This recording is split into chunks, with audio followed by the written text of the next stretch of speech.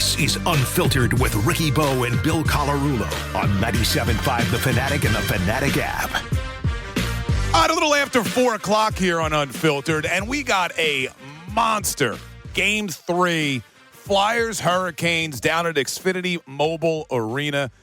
The block party's already rocking, I'm being told, outside the arena. Flyers fans are ready, and this is a must-win. You don't want to fall down 3-0 to a team as good as the Carolina Hurricanes. And joining us now does a great job covering the NHL on ESPN, the one and only John Buccigross. John, how you doing, man? I'm doing well. I'm driving through the colon of Connecticut, Danbury, Connecticut. Ricky Bottalico knows it well from hard-hitting New Britain. Always traffic, so this gives me something to do. I'm very excited. Well, we are excited to have you. All right, before we take a look at tonight, I got to just ask you, because this has been eating at me since the overtime goal in Game 2. There's been a lot of chatter. Was it goaltender interference? Was it not goaltender interference on that winning goal by Carolina? What was your position on that play? No, I think that was fine. You know, there's stuff around the net. I didn't really see Vladar, shoved or pushed. It was just a battle, and Jackson Blake happened to tip it over the Hall, and he happened to tuck it in. So, no, I think that was okay. Obviously, what hurt more for me from the Flyers' perspective was having a breakaway to win Game 2 and how everything would be different tonight. Yeah, that's true, too. When you look at this Flyers offense, how do they break up what the Canes are trying to do to them, especially in the neutral zone? I mean, it seems like there's an extra Cane on the ice all the time. Yeah. They're so good. They're one of the best teams in the league. They're probably the second best team in the NHL after the Avalanche. Their issue before was scoring goals, but they kind of addressed that. They signed Nikolai Ehlers in the offseason. Jackson Blake and Logan Stankoven kind of emerged this year. So now they have multiple guys who can score. In the past, under Rod Brind'Amour, they didn't really have that. So they'd be a very good regular season team that win a playoff series every year. But then they kind of stalled as they got against better talent and better teams. Excuse me, I'm choking on my double cheeseburger. But now they're a more complete team. But what the Flyers have to do is just, get the puck in deep, use their big bodies. But, of course, they miss Owen Tippett. Tippett's the kind of guy that could transport the puck up the ice. But they kind of don't have that. He does that really well, and that they really miss that. Yeah, they certainly do. And he's out again tonight. Noah Cates out for the series. Let's talk about another guy on the Flyers, because he's become a very polarizing figure in the city, and that's Matvei Michkov. There's fans who swear he deserves more ice time, and then there's others who say, hey, he's just getting outmatched out there. And what are you seeing from Matvei Michkov in this postseason? Yeah, I'm in the pro Matvei Michkov camp. I have been all year since he came into the league. He probably did come into camp out of shape this year, and that's a young player is going to have to learn that. But I really like his upside. I think he has really, high-end star potential that I think the Flyers should be patient with. He's a creator. He has great hockey sense and hockey awareness.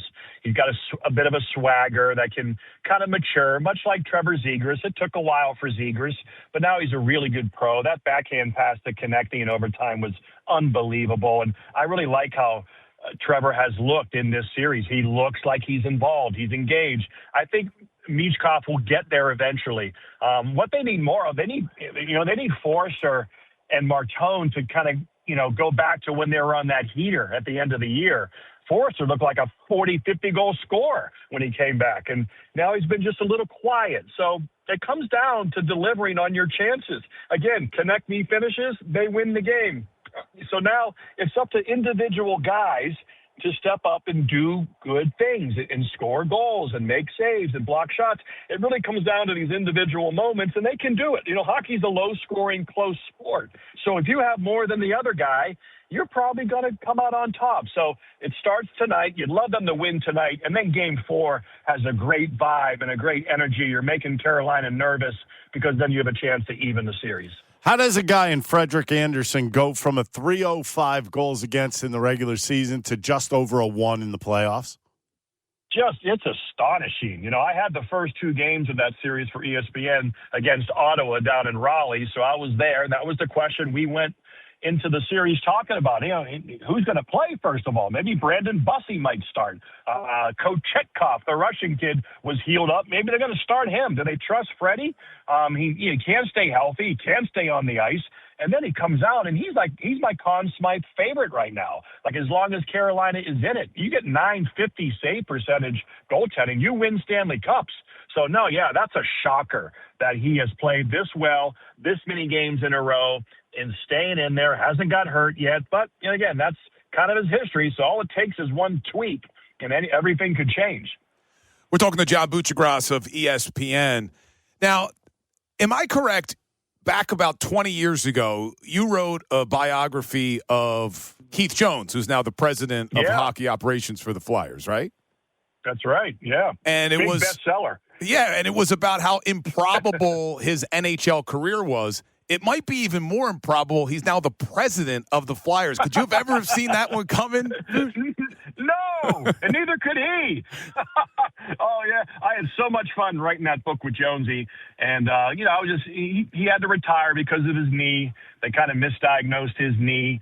He had a torn ACL, and they cut the middle third of his patellar tendon for his new ACL. Normally that grows back. In his case, it didn't. So he had to retire. Had to use the cadaver, he probably would have played another 5 years. But so he came to ESPN, do television. He started telling me stories after stories after stories. I'm like, you're up to about 12 stories. That's like 12 chapters. Let's write a book.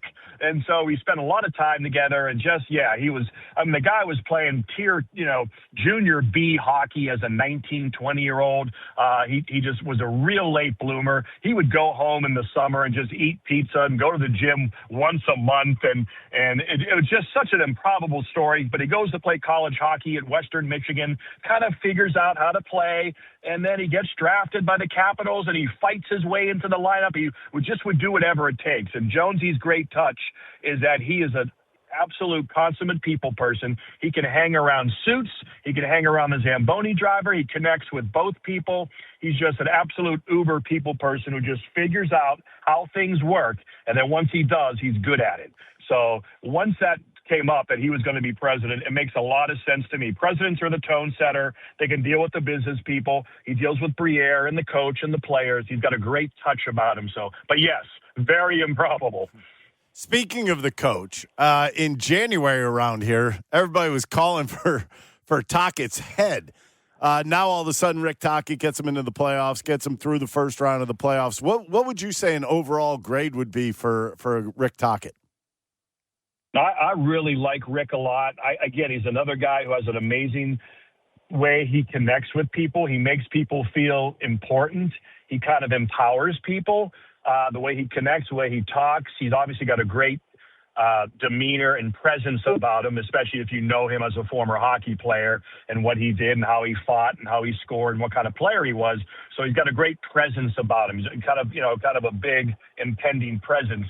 And he also has coached for a long time now. He's learned under a lot of people. He understands structure. He coaches structure, and he understands how defensively, how to win games. He just needs now more offense from his players or from the roster, and that's going to be Keith Jones and Daniel Briere's goal is to do that. And then he can implement his structure around more offense. So I think Tocchet is a very good coach. He's the right guy for the right time with the Flyers.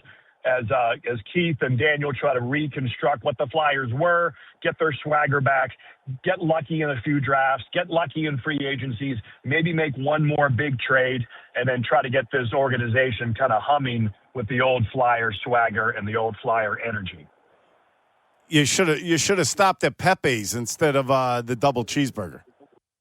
Yeah, I know, but this is much quicker. It's hard to eat a pizza in a car while you're driving north of Boston. So I haven't quite figured out that task yet, slamming a pizza in my car. All right, I got one more for you then. We'll let you get back to your cheeseburger. The other night, you're on the – It's gone. Oh, it's gone already.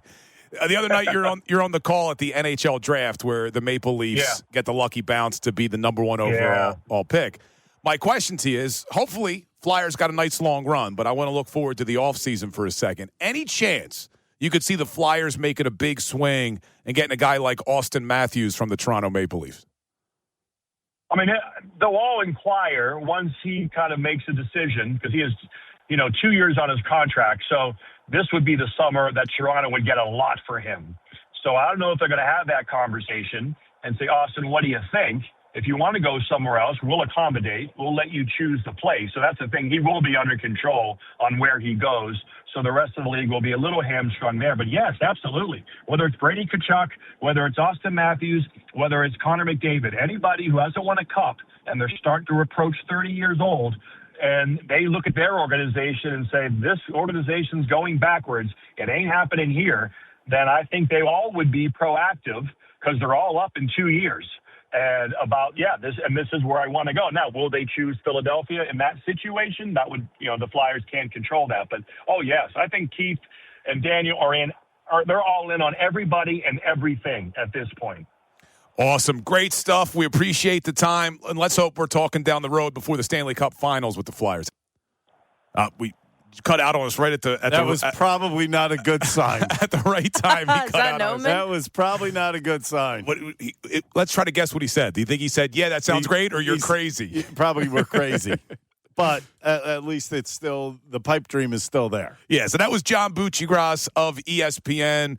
It's funny because I was reading his bio, and you hear Buccigross, and you immediately associate him with hockey because he's been covering the NHL for so long. If we had more time with him, I wanted to find out from him kind of like, how did you become the NHL guy on ESPN? Because it's not like he was an NHL guy early in his career. He just started he was even doing Baseball Tonight early in his career. He's done everything. Where have you been? I'm not saying that. I just said he becomes synonymous with the NHL. How do you end up becoming the NHL guy? Yeah. I mean, that's an interesting thing. I mean, I guess it's just a certain expertise, because he is Mr. NHL over there. Yeah, when you think about it, when they used to do Sports Center and you would hear people, you could tell that they liked certain things more than others, or they were better at talking about certain things more than others. Maybe that was just his expertise as was, I guess,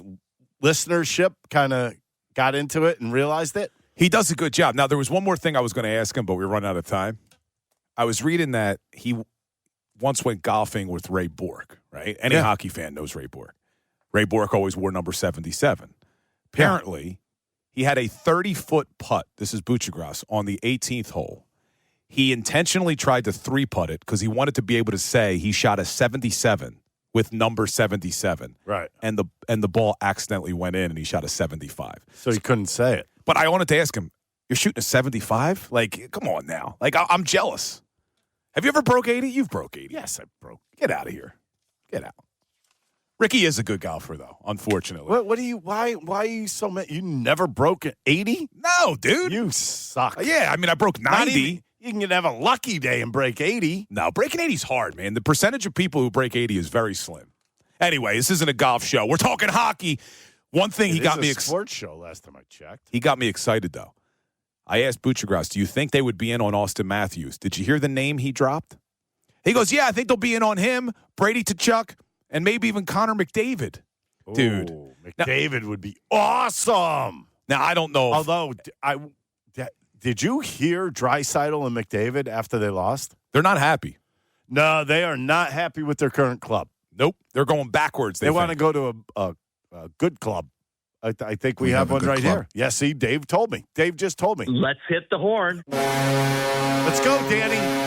Let's go, Danny. Spend some of that money. Oh, man. I don't know if the Oilers would be dumb enough to trade Connor McDavid. Why? If they don't want to be there, sometimes it just gets to the point where you know what? The wick has run out. Yeah, if in fact McDavid decides he wants to be traded, he then would be able to decide where he wants to go, and the Flyers would have to make a strong push. But, oh, my God.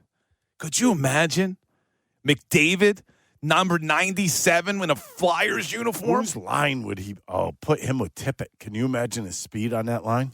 Well, he'd be on your top line, McDavid. You could probably put Martone on the wing, but too. Can you imagine Tippett and him? The speed of that line would be ridiculous. Yeah, whoever you put with him. But, man. Yeah, it is impressive, or not impressive, surprising that the Oilers, when you have players like McDavid and Draisaitl, are not competing for a cup this year. They came up short 2 years in a row. Yeah, but see what you're doing. You're talking about one line. One line does not win you hockey games. No, it doesn't. But he is that good. And they got washed. Yeah. But we're not going to talk about the offseason yet. We're not going to get there yet. I brought it up, but we're not going to get there yet because we have a game tonight down at Xfinity Mobile Arena. So you got the national perspective from John Buccigross of ESPN. Jordan Hall from NBC Sports Philadelphia. What do you call him, pucks? You call him pucks, you call him clicks. It's a little bit of everything because he does pucks. What's the clicks part? Clicks. I used to call him that because he was always looking for clicks as a joke. So he put out earlier today. That's not nice. Yeah. I used to ask him, what are you doing? Looking for clicks, as a joke. He put out. It's not mean. I'm just messing with you. I am the furthest thing from mean to him. All right. He put out earlier today So you get riled up. what the potential lines could be for tonight. So I want to talk to him about it because here's what he's saying. With no Noah Cates and with Owen Tippett out again, it does not look like Jet Luchenko is in the lineup. Even though they called him up, it doesn't look like Luchenko's in the lineup. According to Jordan Hall, based off of the practice, Tyson Forster, Christian Dvorak, and Travis Konechny would be your top line. Mm-hmm. TK and Forster need to pick it up, man.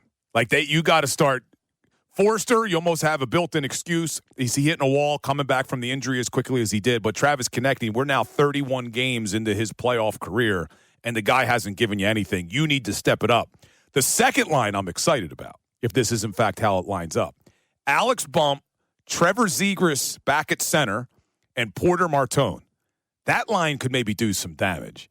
And then your third line, Grunstrom back in the lineup with Denver Barkey at center and Matvei Michkov, and then a fourth line of Glendening, Couturier, and Hathaway. Coots back at center. I mean, you could see with these injuries now, the Cates and Tippett, it's getting thin, man. You're not as deep as Carolina by any means. No, you start losing guys. You start kind of falling by the wayside a little bit. They're going to need everybody. I mean, right now, you're going to have guys step up. In all honesty, Porter Martone's kind of been invisible here lately. You need him to get back to what he was doing. Konechny, you can't miss the one-timers, pal. You got to put him in the back of the net. He's had plenty of opportunities. He had a breakaway the other night, missed the net on a breakaway. That's hard to do sometimes. But it is what it is. You need these guys to take that extra step starting tonight, or else it's going to be an extra step towards Avalon. Yeah, let's hope it's not what happens tonight, that they take an extra step towards Avalon. But I do want to hear from Flyers fans. What do they got to do tonight to win this game? We'll continue some hockey conversation coming up right after this. Get your text into the Davis Honda text line. Get flyered up with your voice memos for We Hear You.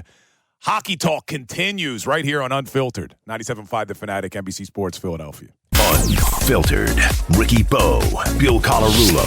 Philadelphia Sports Talk. 97.5 The Fanatic and 97.5thefanatic.com. Unfiltered with Ricky Bowe and Bill Colarulo. 97.5 The Fanatic and the Fanatic app. This hour is brought to you by Papa John's. Papa John's is turning up the heat with your choice of 3 new oven-toasted sandwiches. Just $7.99 each or $6.99 with Papa Pairings. Order today at papajohns.com, on the Papa John's app, or stop by your local Papa John's.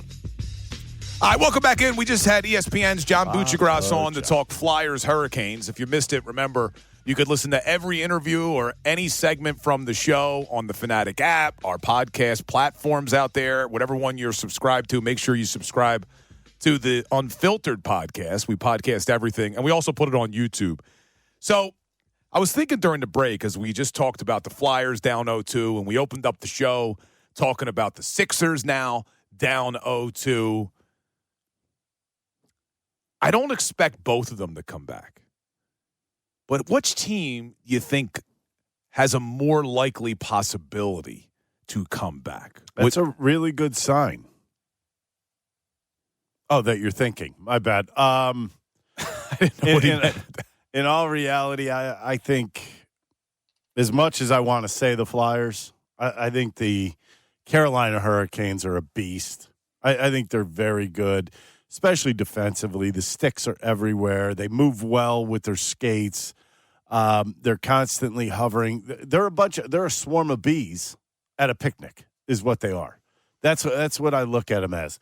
And I think that is just such a high hill to climb right now. You had an opportunity in game 2, and I think that could come back to haunt the Flyers here at some point.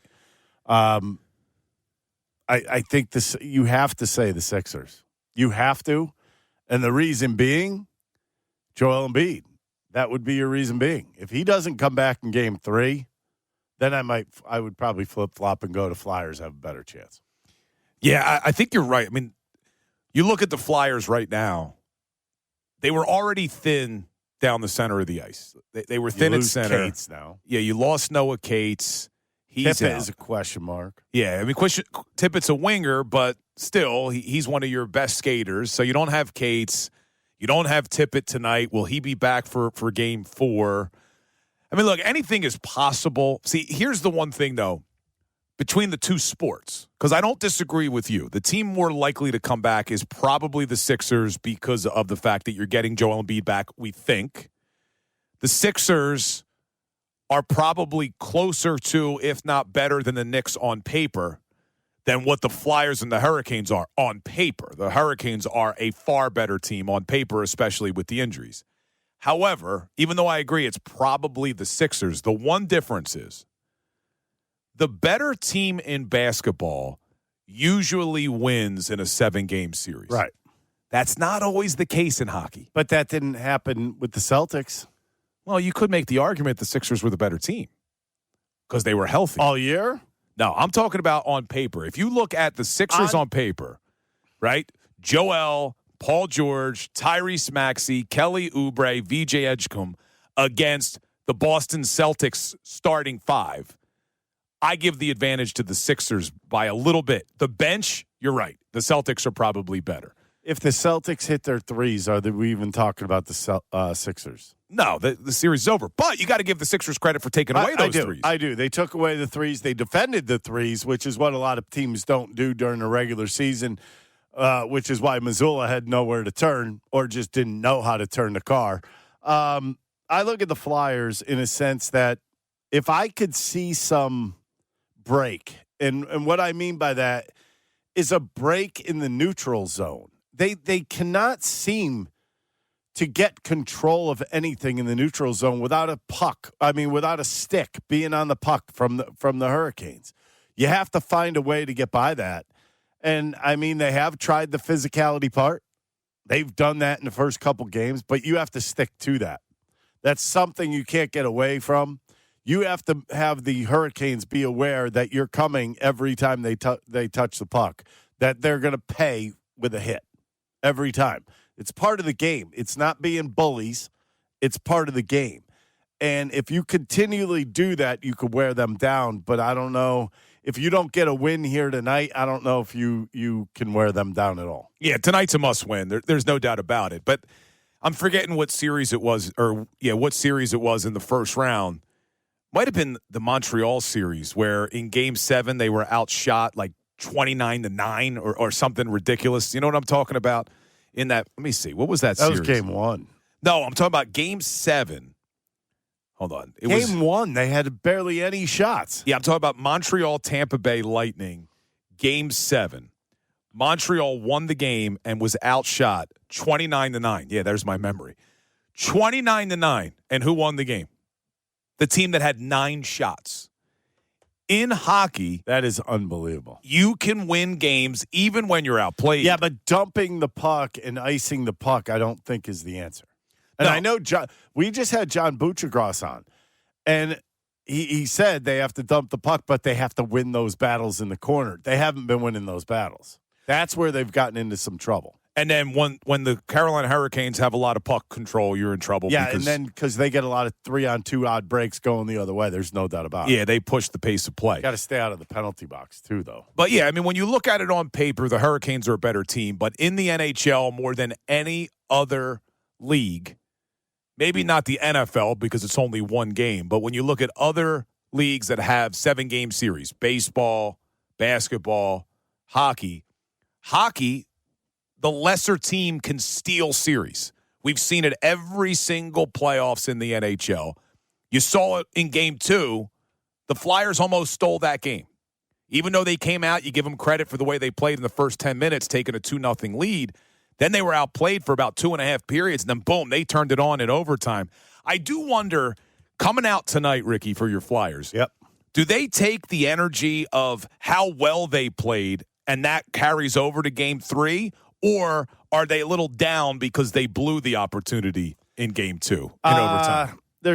I don't know exactly what they're going to feel like. But I will say this, you go into that game, you think you have a good chance, you have multiple opportunities in overtime, and all of a sudden, just like that, the rug is pulled out from under you. Not a good feeling. That can't be something they left there and said, wow, we were right.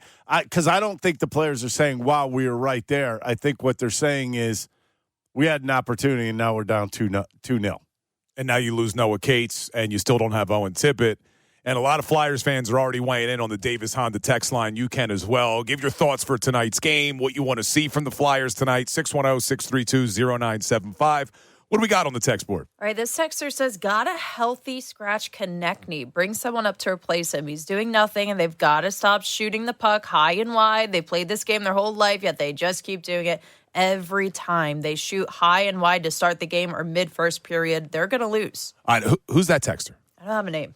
All right, so texter, I don't disagree that Travis Konechny needs to pick up his game. Who you healthy scratching him for? Who you putting in his place? Because tonight, without Owen Tippett and without Noah Cates, Grunstrom's back in the lineup. Garnet Hathaway's back in the lineup. Who are you playing in place of Travis Konechny? Travis Konechny's on your top line tonight.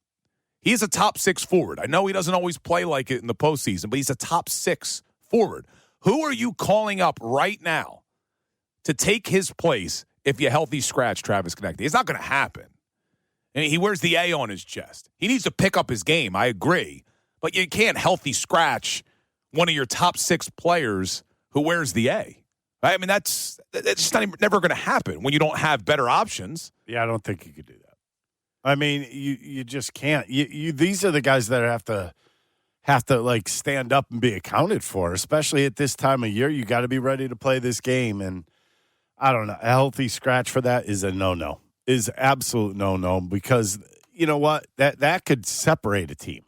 So you can't do that. No, I'm with you on that. Yeah, but the point's still there. He doesn't look right. He needs to play better. He does not look right. I've been saying this from the end of this, near the end of the season, that he's like his timing's been off with his shot. It looks like he can't stay on his skates. I don't know. I mean, I couldn't tell you, but I guarantee you we find out that something was wrong with him after the season's over. Well, if you remember in March, he did miss a couple games for an upper body injury. Right. And then he comes back for that stretch run. I mean, that was only a month and a half ago.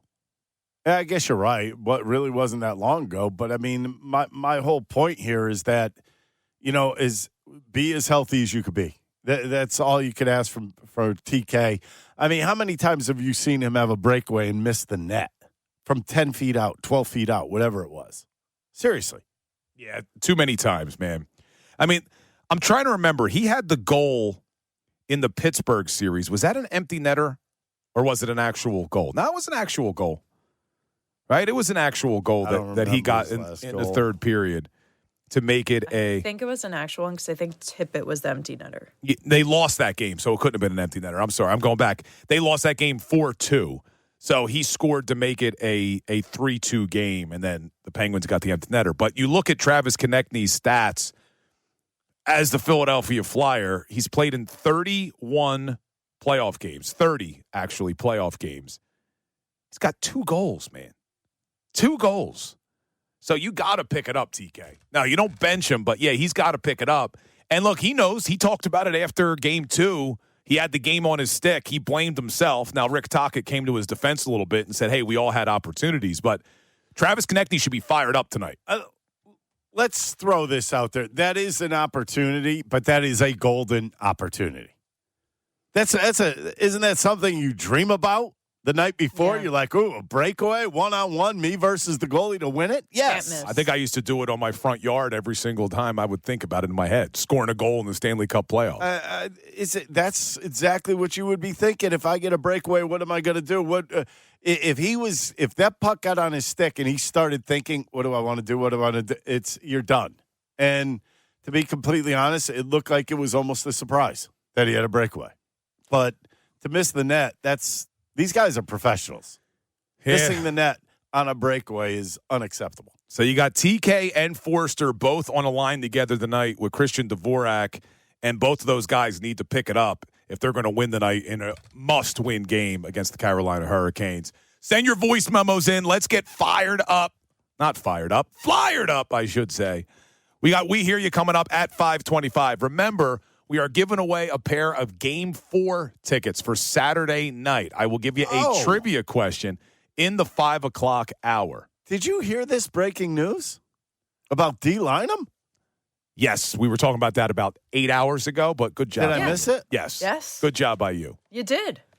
Our very own D. I got a Lynam. talking donkey. Our very own D. Lynam is now the head coach of the women's golf team at LaSalle. Is that correct? Congratulations, D. Yes. I'm going to wait until How we get about off air that? to show you what I think of you. We were just talking about it literally Yeah, we before literally the just show. Just now during the commercial break, we were talking about it. Ray Dunn was talking about it before he left 3 hours ago. Where have you been, dude? Where have you been? Yeah, Ricky's pretty good. All right, coming up next, we will get back to the Flyers. Jordan Hall joining us at 5 o'clock. In the 5 o'clock hour, I got a trivia question for Flyers fans for your chance to win Game 4 tickets on Saturday night. But coming up next, there's also a Phillies game tonight. A lot of people were saying, sit Alec Bohm, sit Alec Bohm. Don Mattingly might have been listening. We'll talk a little Phillies coming up next. Unfiltered, 97.5 The Fanatic, NBC Sports, Philadelphia. Unfiltered. Ricky Bowe, Bill Colarulo. Philadelphia Sports Talk. 97.5 The Fanatic and 97.5thefanatic.com. Now back to Unfiltered with Ricky Bowe and Bill Colarulo on 97.5 The Fanatic and the Fanatic app. All right, welcome back into Unfiltered. We're a little over 3 hours away from Game 3 down at the Xfinity Mobile Arena. Flyers, Hurricanes, a must-win game for the Flyers. They're giving out the orange T-shirts again, and they're using Dan Vladar's quote, "Good things happen to good people." It's a wonderful shirt. A complete 180 from Puck Everybody. A little bit different, isn't it? Just a little bit. Like, complete 180. You know what? Oh, you want me to talk with Personalities you are now? multifaceted. After the embarrassment you and her gave me on the last segment? You embarrass yourself. Embarrassed. I'm embarrassed. You're embarrassed Why by do I have that? Who Oh, was that's in my here? water. What?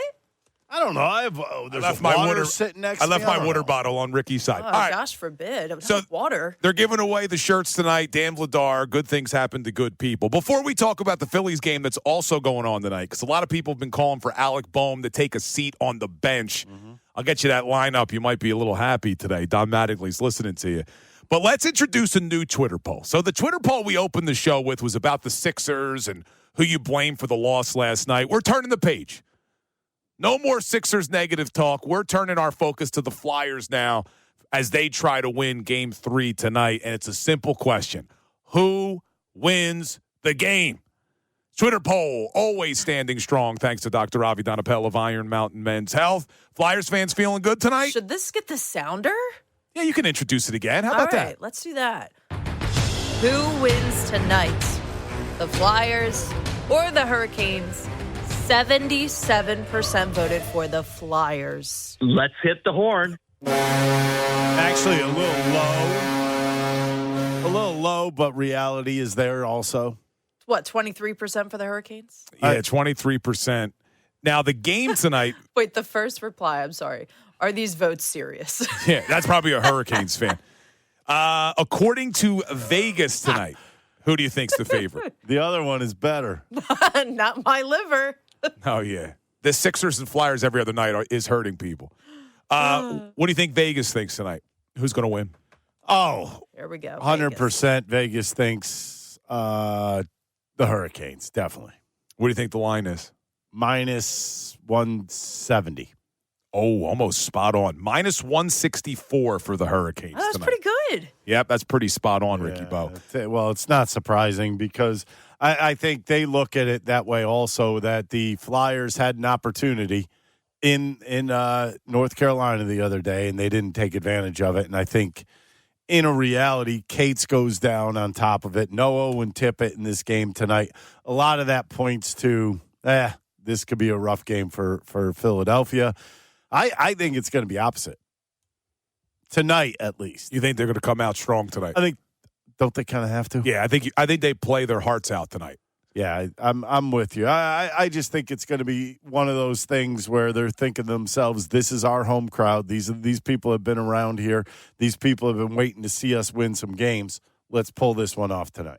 All right, Flyers fans, let's get that energy going. Send your voice memos. We hear you coming up at 5:25. We got to get flyered up. And get there early. Yeah, get down there. No, it's going to be a zoo. Yeah, because you got a Phillies game, too. Why didn't... So don't even start with me because Saturday I'm shocked they have not changed the Phillies game. Yeah, so get down there early. But send your voice memo, 610-632-0975. We'll get back to the Flyers. We got Jordan Hall coming up at 5 o'clock. We got your chance to win Game 4 tickets coming up in the 5 o'clock hour as well. So you're going to want to keep it here. But let's just talk about the other game down in South Philadelphia tonight, the Philadelphia Phillies. So yesterday I was a little frustrated that coming off the night where Bryson Stott hits a home run, there's a left-hander on the mound, and Don Mattingly decided to continue with the platoon, put Sosa at second, and kept Bohm at third. I was okay with Sosa being in the lineup, and it paid dividends late in that game. I just didn't understand why you're sitting Bryson Stott in favor of Alec Bohm, essentially. And then in the seventh, they pinch hit Bryson Stott for Alec Bohm, basically, and then they move Sosa over to third, and that did pay huge dividends in the bottom of the eighth. Tonight, there's a right-hander on the mound.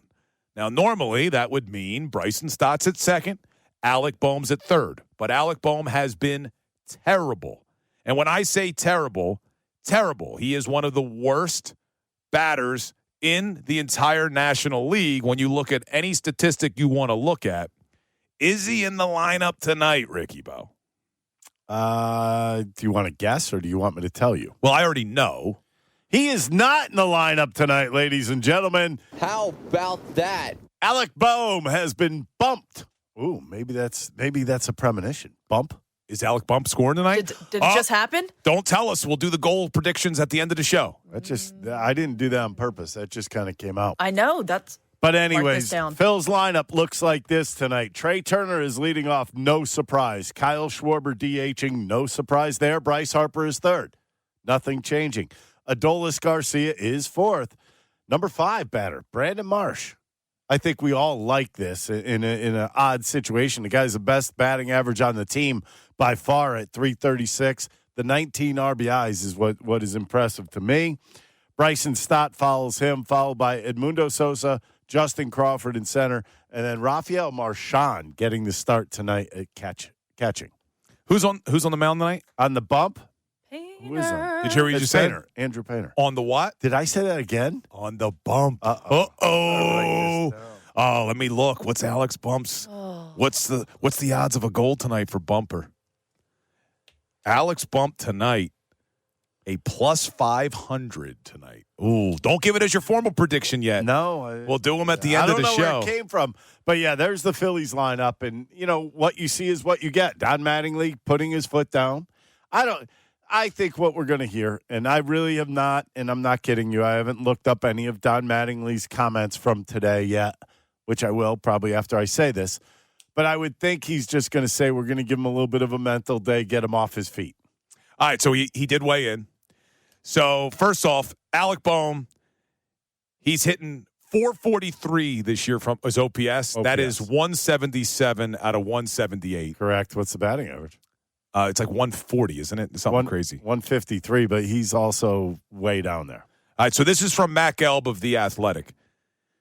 Manager Don Mattingly called it a, quote, reset day. Reset, yeah, mind day. Yeah. Not rest day, reset day. encouraged him to not swing a bat this afternoon. Mattingly reaffirmed the organization's faith in Bohm. Do nothing. That's what it is. Hey, paying you a lot of money. Do nothing today. You know what? I'm going to ask our program director. Told him. I think I need a reset day tomorrow. I might pull a Casty. If I know I'm not swinging a bat that day, I might just bring a in beer to the bring dugout. in the Mick Ultras, Coronas. Bring them into the dugout. But all kidding aside, this is the right move. Yeah, he needs It's the right move. You'd be sitting there with Mick Ultras in a cooler, and I'll sit right next to you with Coronas in a cooler. There we go. And we'll sit in the dugout and enjoy ourselves, watch a ball game. Or we could just head over to Von C. Brewing in Norristown, take advantage of the 97.5 The Fanatic deal of the week. And I'll order us up a Papa John's pizza on the way there. We'll be good. And then we'll stop at Sequoia Outback for all our outdoor solutions. Maybe drop in at Parks and make a bet or two. Call Dr. Avidan Appel and have a great night. Look at that. We just planned our whole evening. Let's hit the horn. Oh my. Ladies and gentlemen, let's go Flyers! The only thing we did forget was if we're having problems with our AC to call Rycor Heating and We Cooling. could call Rycor. Anything else we missed? Well, we could stop off at Wild Fork if we want to have did you like talk a about barbecue Sequoia? later on. Yeah, we said Sequoia. we You did. guys said Sequoia. All right, so no Alec Bohm tonight. He has a reset day. I think this is the smart move by Don Mattingly. And listen, I know he's calling it a reset day. We had a texter earlier that said maybe you sit him down for the week. It would be really hard if Edmundo Sosa performs again at the plate tonight and Bryson Stott is hitting the ball hard again tonight. You got to keep those guys in the lineup. You know, ride the hot hand. You can't afford to lose games because you want to just try to get Alec Bohm going. I think you got to do everything you can to keep this, as Mattingly told us last night, keep this wave going of winning games. You've now won 8 of 9. Can they make it 9 of 10 tonight against a bad A's team? Let's hope. All right, here's what we got coming up next. Our cash giveaway, your chance to win $1,000. We got Jordan Hall from NBC Sports Philadelphia to break down everything you need to know about the Flyers and the Hurricanes game tonight. And then we have a Flyers trivia question for your chance to win tickets to Game 4 on Saturday night, Flyers Hurricanes. So a lot more to get to. Do not go anywhere. Unfiltered continues. 97.5 The Fanatic, NBC Sports Philadelphia.